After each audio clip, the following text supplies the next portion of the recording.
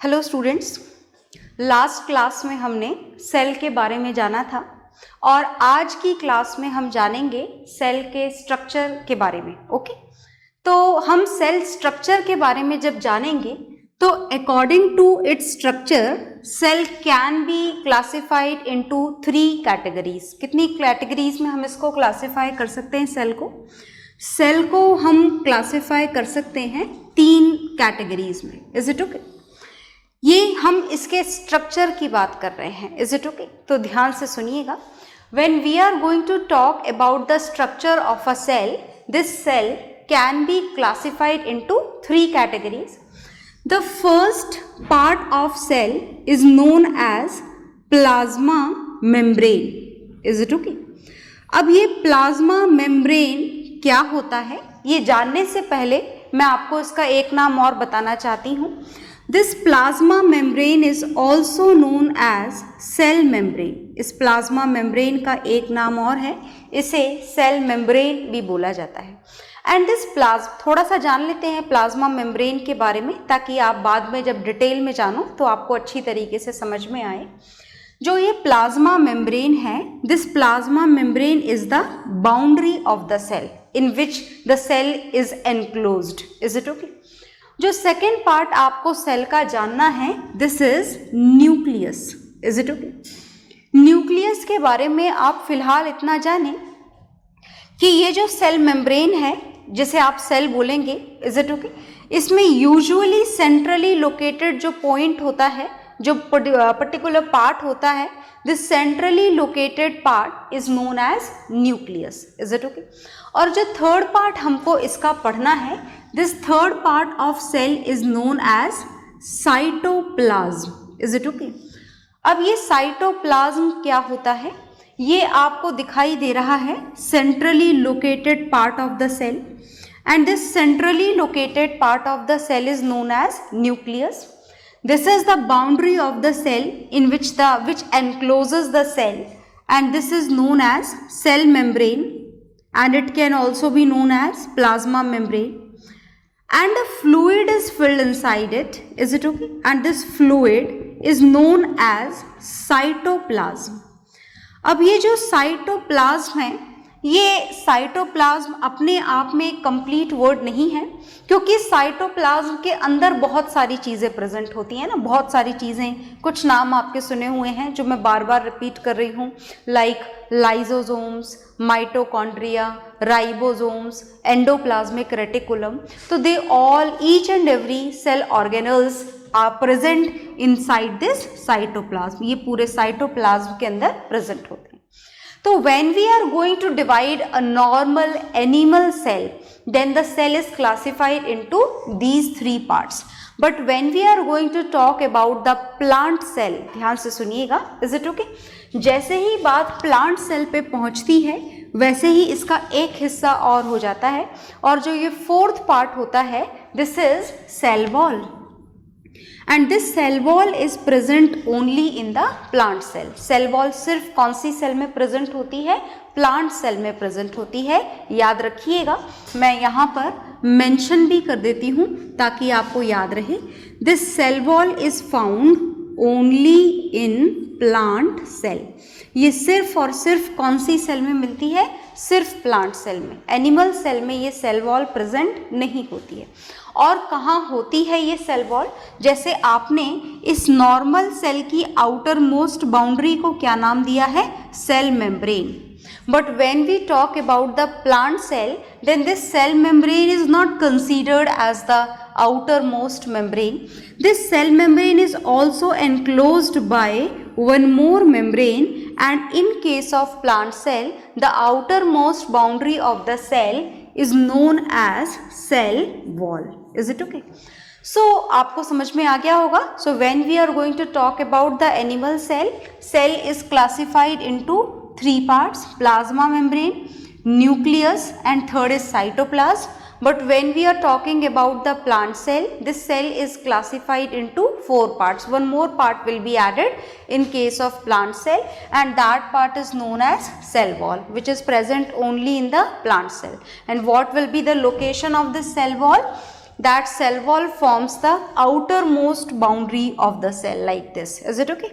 So now after knowing this classification, you have to note down each and everything, like you have to prepare your own notes of science. So whatever is there on the board, you have to pause the video and then you note it down in your registers. Okay, तो आप pause करेंगे video को और note down करेंगे, और इसके बाद में अब हमको ये सेल के जो पार्ट्स हमने यहाँ जो नाम लिखे हैं, plasma membrane, nucleus, cytoplasm, cell wall, इनको हमको one by one full detail में पढ़ना है। तो बहुत ध्यान से आप लोगों को देखना है कि हमको इनके बारे में क्या क्या जानना है। ओके, तो चलिए हम जानना शुरू करते हैं, और शुरुआत जो हम करने जा रहे हैं बहुत ध्यान से सुनिएगा। First point which we are going to start here is plasma membrane. हम सबसे पहले क्या पढ़ने जा रहे हैं? प्लाज्मा मेम्ब्रेन, जिसको इन शॉर्ट PM भी लिखा जाता है। ओके, और इसका दूसरा नाम भी मैंने आपको बताया। प्लाज्मा मेम्ब्रेन का शॉर्ट फॉर्म है PM और इसका दूसरा नाम है plasma membrane. Is it okay? ये इसका दूसरा नाम है प्लाज्मा मेम्ब्रेन, राइट? अब हमें इस प्लाज्मा मेम्ब्रेन के बारे में क्या क्या जानना है, तो सुनिएगा ध्यान से। फर्स्ट पॉइंट जो हम इस प्लाज्मा मेम्ब्रेन के बारे में जानेंगे, this is about its structure. हम इस स्ट्रक्चर को जानने जा रहे हैं। स्ट्रक्चर को क्या मतलब हम इसका शेप जानने जा रहे हैं? नहीं, बिल्कुल भी नहीं। हम ये जानने जा रहे हैं कि ये जो सेल की आउटर मोस्ट बाउंड्री है, ये जो जिसे आपने नाम दिया है प्लाज्मा मेम्ब्रेन, एक नाम और दिया है सेल मेम्ब्रेन, ये बनी किसकी होती है? कौन से मटेरियल की बनी हुई होती है? प्लास्टिक की बनी हुई होती है या आयरन की बनी हुई हो सकती है? हो सकती है क्या? नहीं, बिल्कुल भी नहीं। ये तो लिविंग बॉडी का एक पार्ट है, मतलब definitely it should have some organic composition. Okay, तो चलिए हम इसके स्ट्रक्चर के कंपोजिशन जानने जा रहे हैं। हम फिलहाल सिर्फ ये जानने जा रहे हैं कि ये बनी किस चीज़ की होती है। ओके, तो सुनिएगा ध्यान से। स्ट्रक्चर में जब आप इसके कंपोजिशन की बात करेंगे तो सबसे इम्पॉर्टेंट और मेजर कंपोजिशन जो इसका होता है, this is phospholipids. Is it okay? Phospholipids इसका मेजर कंपोजिशन होता है। और अगर आप जानना चाहें कि कितना % फॉस्फोलिपिड होता है इसके अंदर, तो मेनली जो ये प्लाज्मा मेम्ब्रेन बनी हुई है जिस मटेरियल की, उसका मेजर कंपोजिशन दैट मीन्स 75% सिर्फ और सिर्फ क्या प्रेजेंट होता है? फॉस्फोलिपिड्स। Is it okay? अब अगर आप ये जानना चाहें कि फॉस्फोलिपिड क्या है, तो फिलहाल आप इसका ऑर्गेनिक फॉर्मूला जानना आपके लिए बहुत हायर लेवल की बात हो जाएगी, तो आप क्लास 9th में इसका सिर्फ नाम ही याद रखेंगे। Is it okay? इस फॉस्फोलिपिड के अलावा इस सेल मेम्ब्रेन के क्या क्या कंपोजिशन होते हैं, देखिएगा ध्यान से। जो नेक्स्ट कंपोजिशन होता है इसका, वो होता है polysaccharides. Is it okay? Polysaccharide is also present. जो नेक्स्ट कंपोजिशन होता है इसका, some protein molecules are also found in it. Protein molecules के अलावा some cholesterol molecule are also found in it. तो जो सबसे पहला पॉइंट हमने प्लाज्मा मेम्ब्रेन, सेल मेम्ब्रेन के बारे में जाना, this is about its composition, जिसमें से मेजर कंपोजिशन हमें याद रखना है, this is phospholipids. Is it okay? तो इसके स्ट्रक्चर को जानने के बाद में will start with the functions of this plasma membrane. So first you have to note it down, then after we will start its functions. Okay, तो आप video को पॉज करके इसके स्ट्रक्चर को नोट डाउन करेंगे, और स्ट्रक्चर को note down करने के बाद में अब जो हम प्लाज्मा मेम्ब्रेन के बारे में जानने जा रहे हैं, वो हम जानने जा रहे हैं इसके फंक्शंस के बारे में। ये फंक्शंस बहुत इम्पॉर्टेंट हैं, ध्यान से सुनिएगा। प्लाज्मा मेम्ब्रेन के फंक्शंस। Is it okay? तो चलिए हम फंक्शंस जानते हैं प्लाज्मा मेम्ब्रेन की। और फंक्शंस जानने से पहले मैं आपको सबसे इम्पॉर्टेंट बात इसकी बता दूं प्लाज्मा मेम्ब्रेन की, कि ये जो प्लाज्मा मेम्ब्रेन जिस भी कंपोजिशन से बनी हुई है, इसकी सबसे खास बात ये है कि this plasma membrane is semi permeable. ये प्लाज्मा मेम्ब्रेन कैसी होती है? ये प्लाज्मा मेम्ब्रेन सेमी परमिएबल होती है। सेमी परमिएबल का मतलब क्या होता है? Semi permeable word can also be written as selectively permeable. Is it okay? Semi permeable को हम क्या बोल सकते हैं? सेमी परमिएबल को हम सेलेक्टिवली परमिएबल भी बोल सकते हैं। Now what does it mean? क्या मतलब है सेमी परमिएबल या सेलेक्टिवली परमिएबल बोलने का? सुनिएगा। देखिए, सेमी परमिएबल का मतलब होता है कि this plasma membrane can select some of the material which can go inside the cell. मतलब प्लाज्मा मेम्ब्रेन की हिसाब से कुछ मटेरियल इस सेमी परमिएबल मेम्ब्रेन को क्रॉस करके सेल के अंदर जा सकते हैं और कुछ वेस्ट मटेरियल जो सेल के काम में नहीं है या सेल में एक्सेस में हो चुके हैं, वो मटेरियल इस सेल में से बाहर जा सकते हैं। Is it okay? तो सेमी परमिएबल का मतलब समझ में आ गया? The membrane through which something can पास, उसे हम क्या बोलते हैं? Semi permeable membrane. कौन सी मेम्ब्रेन को सेमी परमिएबल बोला जाता है? मैं यहाँ पर लिख भी रही हूँ, a membrane through which. Is it okay? Not each and everything, सब कुछ पास नहीं हो सकता है। A membrane through which something can pass. Is it okay? Through which some of the material can pass, है ना? कुछ मटेरियल इसमें से पास हो सकते हैं। ऐसा नहीं है कि सब कुछ अंदर भी जा सकता है और सब कुछ बाहर भी आ सकता है, ऐसा नहीं है। कुछ काम के मटेरियल जिनकी अंदर रिक्वायरमेंट है वो अंदर जा सकते हैं, जो अंदर एक्सेस में है बाहर निकालने हैं वो इस प्लाज्मा मेम्ब्रेन से बाहर भी निकल सकते हैं। ओके, तो आई होप आपको इस वर्ड का मतलब, सेमी परमिएबल वर्ड का मतलब, सेलेक्टिवली परमिएबल वर्ड का मतलब समझ में आ गया होगा। तो ये सेलेक्टिवली परमिएबल जो कैरेक्टरिस्टिक है प्लाज्मा मेम्ब्रेन का, ये इस प्लाज्मा मेम्ब्रेन को बहुत इम्पॉर्टेंट रोल एक प्रोवाइड करती है। क्या रोल है ये देखिएगा, हम पढ़ेंगे इसके बारे में। तो हमें प्लाज्मा मेम्ब्रेन के नेचर के बारे में पता लग गया कि ये कैसी होती है और किसकी बनी हुई होती है। अब देखिएगा, इस सेमी परमिएबल होने के कारण ये क्या क्या रोल प्ले करती है सेल के अंदर, वो सुनिएगा। तो इसका जो फर्स्ट इंपॉर्टेंट फंक्शन है, वो फर्स्ट इंपॉर्टेंट फंक्शन है डिफ्यूजन। अब डिफ्यूजन का क्या मतलब है सुनिएगा ध्यान से। Diffusion can be defined as the flow of any substance, ध्यान से देखिएगा मैं डेफिनेशन लिख रही हूं, the flow of any substance, किसी भी सब्सटेंस का फ्लो कहाँ से कहाँ, from higher concentration, from higher concentration to lower concentration, from higher concentration to lower concentration. This is defined as diffusion. इस प्रोसेस को क्या बोला जाता है? डिफ्यूजन। शायद आपको समझ में नहीं आया होगा, मैं आपको अच्छे से समझाना चाहती हूँ। कोई सी भी चीज़ है ना, कहीं पर ज़्यादा है कहीं पर कम है, तो उसका फ्लो हो जाना किधर से किधर, जहाँ पर ज़्यादा है वहाँ से कम की तरफ फ्लो हो जाना, इसे हम क्या बोलते हैं? इस प्रोसेस को हम बोलते हैं डिफ्यूजन। अब डिफ्यूजन का मतलब, जैसे मैं आपको एक एग्जाम्पल देती हूँ। जैसे मानिए कि आपने लिया ये कंटेनर और आपने कंटेनर में यहाँ पर एक पर्टिकुलर एंड पर, कॉर्नर पर डाल दी इंक। क्या डाल दी आपने? इंक डाल दी। Is it okay? और यहाँ पर फिल कर दिया, अब आपने इंक डालने के बाद में वाटर, क्या फिल कर दिया आपने? वाटर। तो ये इंक क्या होगी? इंक के मॉलिक्यूल्स यहाँ पर क्या है? ज़्यादा हैं। इस पर्टिकुलर रीजन में इंक की कंसंट्रेशन कैसी है? इंक की कंसंट्रेशन थोड़ी ज़्यादा है या नहीं है? बिल्कुल ज़्यादा है।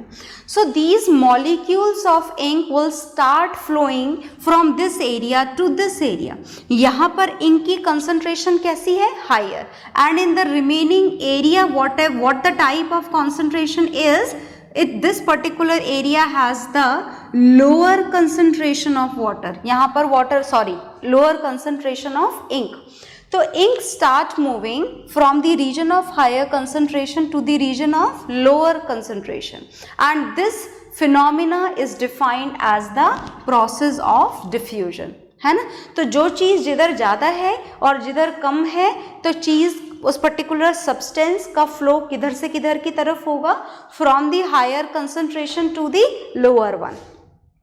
तो अच्छी बात है, इंक का फ्लो हो गया है ना, इंक एक जगह से पूरे वाटर में फैल गई, पूरा वाटर कलरफुल हो गया, whatever the colour of ink is.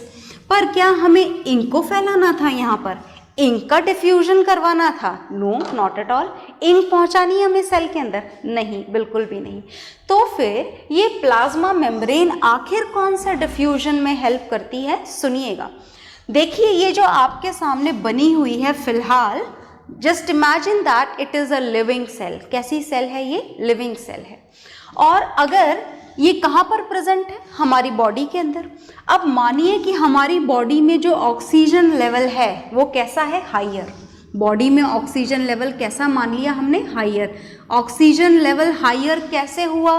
Because we breathe in, we fill our lungs with the oxygen gas. So whenever the concentration of oxygen is higher in the outer region of cell, outer region में oxygen की concentration कैसी हो गई है? Higher. Is it okay? अंदर यहाँ पर oxygen की कंसंट्रेशन कैसी है? Comparatively lower. Is it okay? So what would happen through this selectively permeable membrane? क्या होगा, समझ गए ना आप?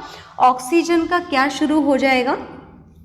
ऑक्सीजन का इनफ्लो शुरू हो जाएगा। Oxygen will start moving in the inward direction. Oxygen बाहर वाले एरिया से अंदर वाले एरिया में मूवमेंट करना स्टार्ट कर देगी।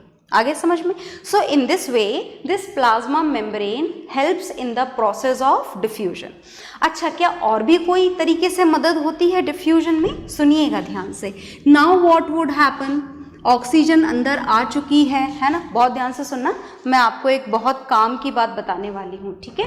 तो ऑक्सीजन तो सेल के अंदर पहुँच गई, बहुत ध्यान से सुनिएगा। Now oxygen is present inside the cell. Do you know what is the use of this oxygen inside the cell? Use जानते हैं आप ऑक्सीजन का? मैं आपको बताती हूँ।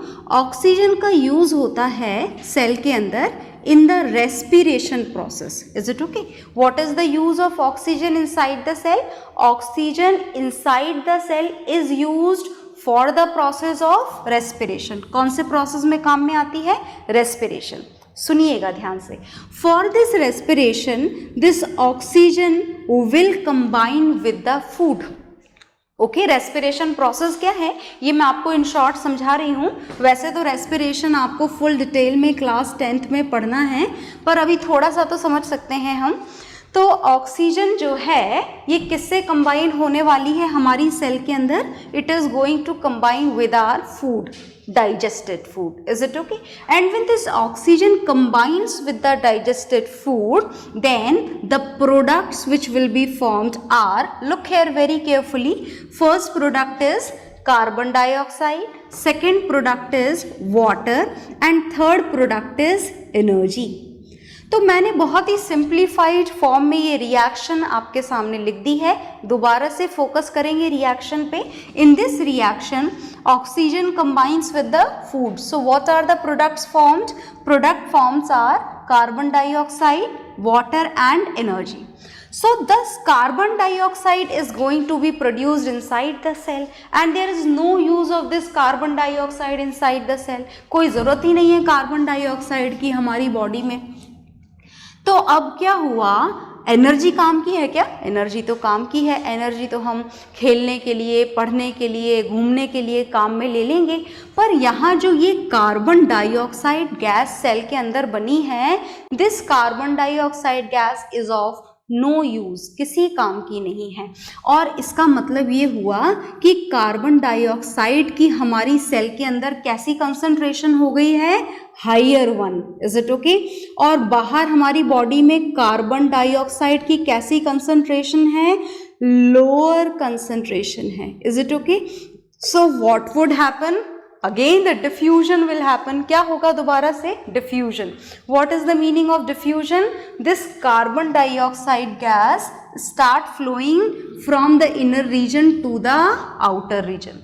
तो कार्बन डाइऑक्साइड हमारी बॉडी से क्या निकाल दी जाएगी, बाहर निकाल दी जाएगी। फिलहाल कहाँ से बाहर निकाल दी जाएगी, हमारी सेल में से बाहर निकाल दी जाएगी। Is it okay?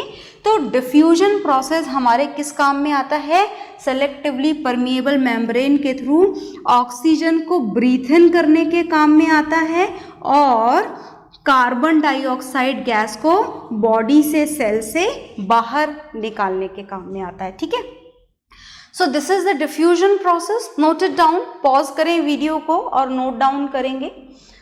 और डिफ्यूजन प्रोसेस के बाद में जो इसका नेक्स्ट फंक्शन हम पढ़ने जा रहे हैं, किसके फंक्शंस पढ़ रहे हैं हम फंक्शंस पढ़ रहे हैं सेल मेम्ब्रेन के। और सेल मेम्ब्रेन कैसी है, याद है ना आपको, cell membrane is a semi permeable membrane. What is the meaning of semi permeable membrane?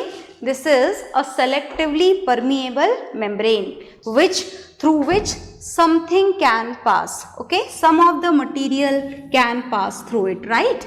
And the next process which we are going to know, which is the function of the plasma membrane, is second function of this plasma membrane is osmosis. Second process हम कौन सा पढ़ने जा रहे हैं, osmosis।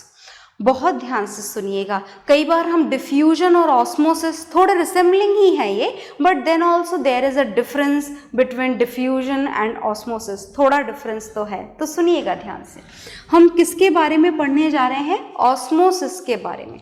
क्या है osmosis? Osmosis is defined as the flow, बहुत ध्यान से सुनना, द फ्लो ऑफ वाटर या फिर किसी भी लिक्विड का flow from the region of higher concentration to the lower concentration. Is it okay? The flow of water or of any liquid from the region of higher concentration to lower concentration is known as osmosis.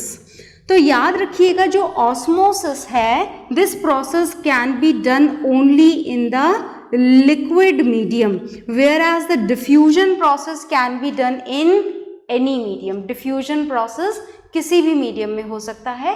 Osmosis process सिर्फ कौन से medium में होता है, liquid medium में। मतलब इस cell के अंदर वाटर का अंदर आना या वाटर का बाहर जाना, that process is known as osmosis. So first you have to note down the definition of osmosis, which is here in front of you. Note it down, then we will know some more about this process osmosis. Okay, note down कर लें आप इस osmosis को। तो I hope आपने note down कर लिया होगा, नहीं किया है अगर तो पॉज करके ज़रूर करें। Definition of osmosis.